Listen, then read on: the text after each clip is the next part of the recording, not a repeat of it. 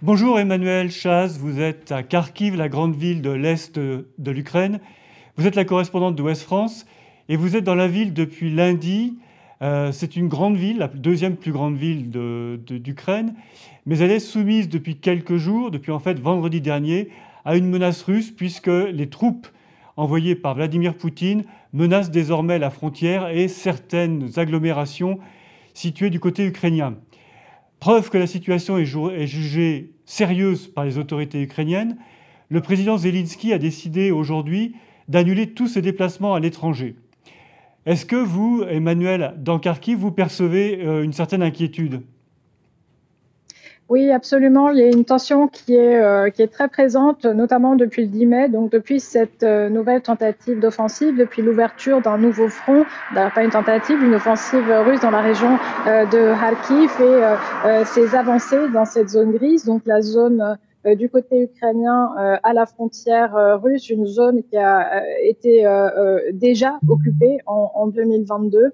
Alors, il y a une tension ici. Pourquoi? Pas parce que les habitants ici à Kharkiv ont peur d'une occupation ici, mais ils ont peur que les troupes russes se rapprochent de Kharkiv, parce que ça signifierait que l'artillerie russe serait plus proche de la ville et donc pourrait bombarder encore plus la ville, une ville de Kharkiv qui est déjà sous le coup de bombardements qui se sont intensifiés depuis plusieurs semaines. Pour vous donner une idée, hier on a eu une journée particulièrement difficile ici. Il y a eu plusieurs explosions. Alors, ce sont des explosions vraiment qui font beaucoup de dégâts, notamment sur les bâtiments civils. Donc, évidemment, il y a une angoisse quand on ne sait pas si d'un moment à l'autre, la vie peut basculer. Donc, à la fois, au moment où je vous parle, la vie est relativement normale. Il y a des parents autour de moi qui cherchent leurs enfants qui ont eu des activités périscolaires. J'en ai vu tout à l'heure, j'ai vu des papas emmener leurs enfants à leur cours de foot. Et il y a des gens qui rentrent du travail et cette sensation de normalité, elle peut basculer d'un moment à l'autre. Emmanuel, vous qui êtes à Kharkiv, on parle beaucoup des problèmes de défense antiaérienne, de la faiblesse des défenses antiaériennes ukrainiennes et surtout de la menace que font planer, alors le terme est tout à fait exact, les fameuses bombes planantes que les Russes tirent en direction de la ville. Est-ce que c'est une menace qui est vraiment prise au sérieux et est-ce que la faiblesse de la défense antiaérienne est bien réelle? Alors, c'est absolument pris au sérieux. Pourquoi? Eh bien, parce que les bombes dont je vous parlais à l'instant, c'était ce genre de bombes, c'était des bombes planantes. Donc, ce sont des bombes qui peuvent être envoyées jusqu'à 40, 60 kilomètres de distance, sachant que la frontière russe, elle est au plus près de la ville de Kharkiv, à environ une trentaine de kilomètres. Ça veut dire que sans sortir du territoire russe, les Russes peuvent lancer ce genre de bombes sur Kharkiv, la deuxième plus grande ville du pays. Et pourquoi est-ce que c'est pris au sérieux? Eh bien, parce que ces bombes, comme je le disais, elles font énormément de dégâts. Elles peuvent porter jusqu'à plus de 1000 kilos, donc plus d'une tonne d'explosifs. Donc, une seule bombe qui va tomber sur un bâtiment ne va pas seulement détruire un seul bâtiment, mais peut en détruire plusieurs, avec également des centaines de bâtiments alentours qui vont être endommagés. Et vous imaginez bien que les dégâts causés pour les hommes, pour les animaux qui vont se trouver autour, va être énormément très très lourd. Ce sont donc les bombes qui ont été utilisées hier et elles sont de plus en plus utilisées par les Russes puisqu'elles sont beaucoup moins chères que des projectiles beaucoup plus sophistiqués comme les missiles qui sont également toujours utilisés.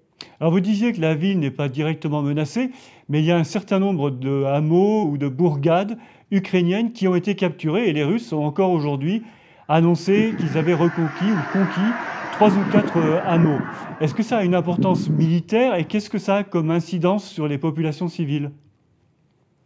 Alors, c'est vrai que l'importance stratégique des hameaux qui sont pris depuis quelques jours par les Russes n'est pas forcément très importante. En revanche, ça leur donne une nouvelle assise pour continuer leur offensive. Quand je dis que Kharkiv n'est pas menacée maintenant, ça veut dire que ce jour-ci, peut-être demain et après-demain, la ville de Kharkiv ne va pas forcément se trouver avec les soldats russes à ses portes. En revanche, ces soldats pourraient se rapprocher très dangereusement s'ils continuent leur progression et surtout si les défenses ukrainiennes continuent à être trop faibles faible pour contenir cette nouvelle tentative d'offensive. Effectivement, il y a des nouveaux villages, des nouveaux hameaux qui tombent chaque jour. Et pour la population, c'est absolument dramatique. Il y a eu depuis le 10 mai environ 8000 personnes déplacées. Alors, quand on parle de personnes déplacées, ce sont souvent des personnes très âgées. Rappelez-vous, nous en avions parlé lundi, des personnes qui ne peuvent pas se déplacer, qui sont en situation de handicap, qui toute leur vie ont vécu dans ces villages, qui ont parfois aussi subi la première occupation de 2022 et qui donc se trouvent obligés devant le déluge de bombes qui est jeté sur leur village, comme à Vovchansk où je me trouvais très près de Vovchansk hier. Donc ces personnes, elles sont évacuées sur les grandes villes, dont Kharkiv, et ensuite on leur trouve des logements d'urgence si elles n'ont pas de famille. Donc c'est extrêmement traumatisant pour toute cette population, ces personnes qui étaient restées malgré les avertissements, malgré ce danger d'une nouvelle offensive russe et qui ont dû quitter les lieux avec cette avancée de l'armée russe. Emmanuel, une dernière question. On parle aussi d'une polémique sur la solidité des fortifications bâties par les Ukrainiens pour se défendre contre une possible invasion terrestre. On parle de détournement de fonds, on parle de travaux qui n'ont pas été menés à bien. Qu'est-ce que vous avez pu voir sur le terrain ? Alors absolument, c'est un vrai sujet ici à Kharkiv. Il y a beaucoup de critiques qui s'adressent au gouverneur de la région. Il a quand même eu 18 mois. Donc pourquoi 18 mois? Eh bien parce que c'est la date, c'est 1 an et demi, c'est la date de la libération de